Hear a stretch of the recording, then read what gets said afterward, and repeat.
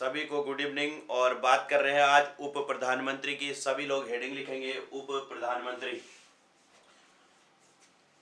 अब देखो, उप प्रधानमंत्री जैसे वर्तमान समय की बात करें तो कोई भी उप प्रधानमंत्री नहीं है।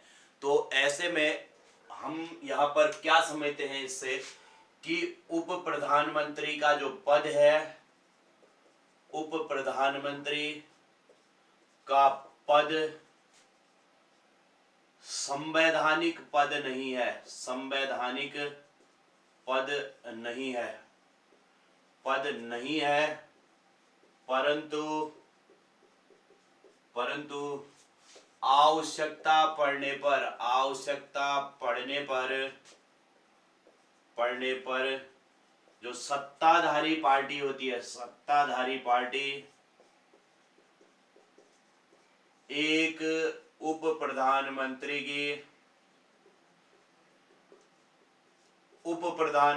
की नियुक्ति कर लेती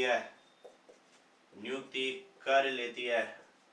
देखो, इस पर कई बार ऐसे क्वेश्चन पूछा गया है कि निम्न में से कौन सा पद गैर संवैधानिक है या संवैधानिक पद नहीं है।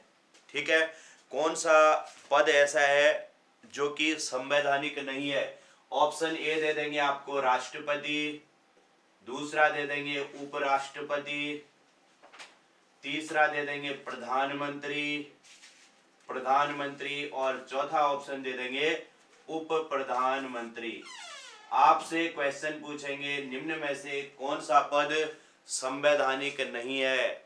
तो इसमें से आप देख रहे हो, राष्ट्रपति को आर्टिकल 52 दे रखा था, उपराष्ट्रपति का आर्टिकल 63 दे रखा था, प्रधानमंत्री को आर्टिकल 74 में इनकी चर्चा की गई थी। इसका मतलब ये था कि ये सारे के सारे पद संवैधानिक पद थे, लेकिन इसका कोई भी आर्टिकल नहीं होता है। कहीं पर भी संविधान में उप प्रधानमंत्री की व्याख्या नहीं की गई है। जब संविधान में उप प्रधानमंत्री की व्याख्या नहीं की गई है तो इसका सीधा सा मतलब है कि उप प्रधानमंत्री का पद संवैधानिक पद नहीं है। उम्मीद है सबको ये बात समझ में आ गई होगी। अधिकांश से इसमें क्वेश्चन यही बनता है, तो इसको आप लोग बहुत अच्छे से ध्यान रखेंगे। हमने कहा कि उप प्रधानमंत्री का पद संवैधानिक पद नहीं है, परंतु आवश्यकता पड़ने पर सत्ताधारी पार्टी उप प्रधानमंत्री की नियुक्ति कर लेती है। ठीक है, तो इस बात को सब लोग अच्छे से ध्यान रखेंगे। इसके बाद हम अगर बात करें अभी तक कितने उप प्रधानमंत्री बन चुके हैं, तो अब तक 7 बार में 8 उप प्रधानमंत्री बन चुके हैं। 8 उप प्रधानमंत्री बन चुके हैं। अभी तक कितने उप प्रधानमंत्री बन चुके हैं, तो 7 टाइम में 8 उप प्रधानमंत्री बन चुके हैं। ठीक है, 7 बार में 8 उप प्रधानमंत्री बन चुके हैं। ठीक है, ये भी हमारा क्लियर हो गया। अब अगर बात करें भारत के पहले उप प्रधानमंत्री कौन थे। पहले उप प्रधानमंत्री का नाम है सरदार वल्लभ भाई पटेल। सरदार वल्लभ भाई पटेल ये भारत के पहले उप प्रधानमंत्री थे। बहुत ज्यादा इस पर क्वेश्चन पूछा जाता है कि भारत के पहले उप प्रधानमंत्री कौन थे, तो उनका नाम था सरदार वल्लभ भाई पटेल। गुड इवनिंग रेखा, सभी को गुड इवनिंग। सरदार वल्लभ भाई पटेल भारत के पहले उप प्रधानमंत्री थे। और एक बात और समझना, ये तो पहले उप प्रधानमंत्री थे, इसी पर यह भी क्वेश्चन पूछा जाता है कि भारत के पहले गृह मंत्री कौन थे, तो भारत के पहले गृह मंत्री भी यही थे। अब बात आती है मोरारजी देसाई की बात आती है। मोरारजी देसाई के समय 2 उप प्रधानमंत्री थे। 2 उप प्रधानमंत्री थे। अब ये 2 कौन थे, इसको भी समझना। एक तो चौधरी चरण सिंह थे, एक वरिष्ठ थे और दूसरे थे कनिष्ठ। वरिष्ठ मतलब बड़े और कनिष्ठ मतलब छोटे। ठीक है, एक वरिष्ठ उप प्रधानमंत्री थे और एक कनिष्ठ उप प्रधानमंत्री थे। जगजीवन राम की अगर बात करें, जगजीवन राम कनिष्ठ उप प्रधानमंत्री थे और चौधरी चरण सिंह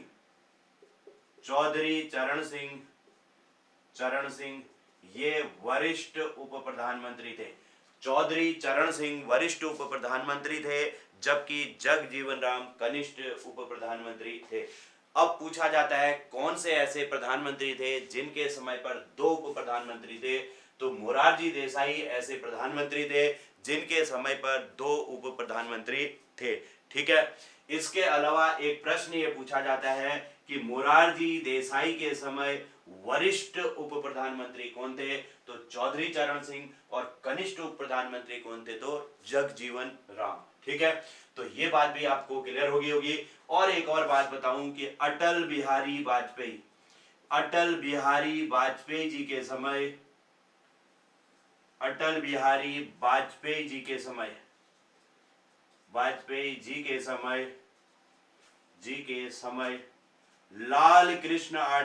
लाल कृष्ण आडवाणी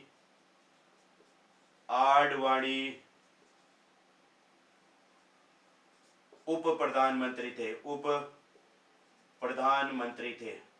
तो इनके समय उप प्रधानमंत्री लाल कृष्ण आडवाणी थे। अटल बिहारी वाजपेयी जी के समय उप प्रधानमंत्री कौन थे, तो लाल कृष्ण आडवाणी उप प्रधानमंत्री थे। ठीक है, तो इसके बाद कोई भी उप प्रधानमंत्री नहीं बने। और एक चीज और आती है कि चौधरी देवीलाल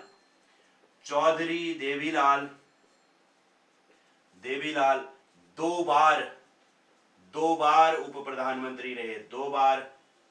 उप प्रधानमंत्री रहे। कौन से ऐसे व्यक्ति हैं जो दो बार उप प्रधानमंत्री रहे, तो चौधरी देवीलाल का नाम याद रखेंगे, दो बार उप प्रधानमंत्री रहे। ठीक है, अब बात आती है कि उप प्रधानमंत्री की अगर शपथ की बात करें, नियुक्ति तो सत्ताधारी पार्टी अपनी आवश्यकता अनुसार कर लेती है।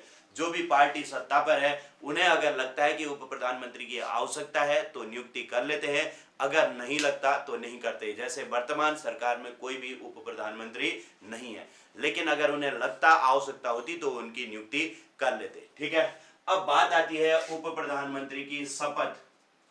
उप प्रधानमंत्री की जो शपथ होती है, उप प्रधानमंत्री की शपथ एक सामान्य मंत्री के रूप में होती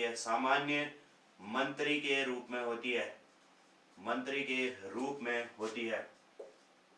अलग से उनकी कोई प्रधानमंत्री की तरह से ऐसे शपथ नहीं होती। जैसे अन्य सभी मंत्रियों की नियुक्तियां होती है, शपथ होती है, उसी तरीके से एक सामान्य मंत्री के रूप में ही इनकी शपथ होती है। अब कार्य की अगर बात करें, जब प्रधानमंत्री कभी अनुपस्थित रहते हैं, प्रधानमंत्री की अनुपस्थिति में उप प्रधानमंत्री उनके कार्यों को संभालते हैं। अब इनका कार्य क्या है, देखो इसको समझना कि जब प्रधानमंत्री अनुपस्थित रहते हैं, प्रधानमंत्री की अनुपस्थिति में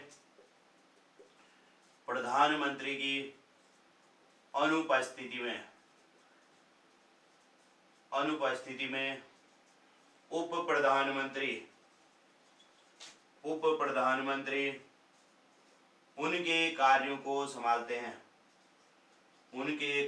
को संभालते हैं, लेकिन ध्यान रखना संभालते हैं। लेकिन यदि कभी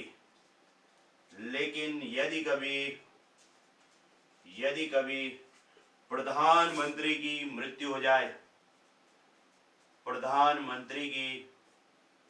मृत्यु हो जाए तो उप प्रधानमंत्री उनके कार्यों को नहीं संभाल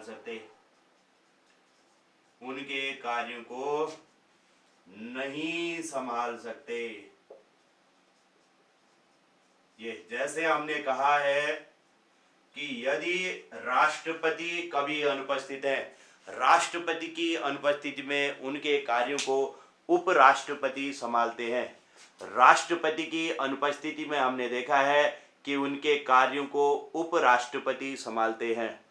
ठीक है, लेकिन यदि कभी राष्ट्रपति की मृत्यु हो जाती है तब राष्ट्रपति की अगर कभी मृत्यु हो जाती है तो उनके कार्यों को भी तब भी उपराष्ट्रपति संभाल सकते हैं, जिसे वह अधिकतम 6 माह तक संभाल सकते हैं। बातों में थोड़ा सा फर्क समझना कि जब कभी राष्ट्रपति की मृत्यु हो जाए तो उपराष्ट्रपति उनके कार्यों को संभाल सकते हैं, जिसे वह अधिकतम 6 माह तक संभाल सकते हैं।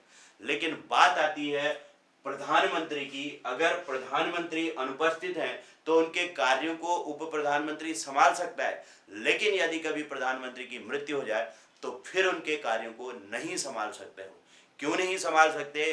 क्योंकि उप प्रधानमंत्री का पद संवैधानिक नहीं होता, वह पद गैर संवैधानिक होता है। इसीलिए कारण भी मैं बता रहा हूं, अगर कभी प्रधानमंत्री की मृत्यु हो जाए तो उप प्रधानमंत्री उनके कार्य को नहीं संभाल सकते। वो इसलिए नहीं संभाल सकते क्योंकि ये पद संवैधानिक नहीं है, बल्कि गैर संवैधानिक पद होता है। ठीक है, तो अब आपको यह समझ में आ गया होगा। जबकि राष्ट्रपति की अगर कभी मृत्यु हो जाए तो उनके कार्यों को उपराष्ट्रपति 6 माह तक संभाल सकता है, यह संविधान में कहा गया है। लेकिन उप प्रधानमंत्री का जब पद है ही नहीं तो फिर वो उनके कार्यों को कैसे संभालेगा? वो नहीं संभाल सकता, क्योंकि वो पद गैर संवैधानिक है, संवैधानिक पद नहीं है। तो सबको क्लियर हो गया होगा। तो इतनी बातें आपको उप प्रधानमंत्री के बारे में समझ लेनी है। सबसे पहली बात, उप प्रधानमंत्री का पद संवैधानिक पद नहीं है, परंतु आवश्यकता पड़ने पर सत्ताधारी पार्टी उप प्रधानमंत्री की नियुक्ति कर लेती है। अब तक 7 बार में 8 उप प्रधानमंत्री बन चुके हैं, क्योंकि एक बार में 2 ऐसे बने थे, इसीलिए 7 बार में 8 हो गए। एक बार ऐसा था कि एक वरिष्ठ भी बनाए थे, एक कनिष्ठ भी बनाए गए थे। ठीक है, भारत के पहले उप प्रधानमंत्री सरदार पटेल, मोरारजी देसाई के समय 2 प्रधानमंत्री थे, वरिष्ठ चौधरी चरण सिंह और कनिष्ठ जगजीवन राम, और अटल बिहारी वाजपेयी जी के समय लाल कृष्ण आडवाणी उप प्रधानमंत्री थे, और चौधरी देवीलाल 2 बार उप प्रधानमंत्री रहे। और उप प्रधानमंत्री की शपथ एक सामान्य मंत्री के रूप में होती है, उप प्रधानमंत्री के रूप में नहीं होती है। ठीक है, और प्रधानमंत्री की अनुपस्थिति में उप प्रधानमंत्री उनके कार्य को संभालते हैं, लेकिन यदि कभी प्रधानमंत्री की मृत्यु हो जाए तो उप प्रधानमंत्री उनके कार्य को नहीं संभाल सकते हैं। तो जल्दी से सभी लोग इतने नामों को लिख लें, और इसके साथ ही उप प्रधानमंत्री हमारा ये कंप्लीट हुआ।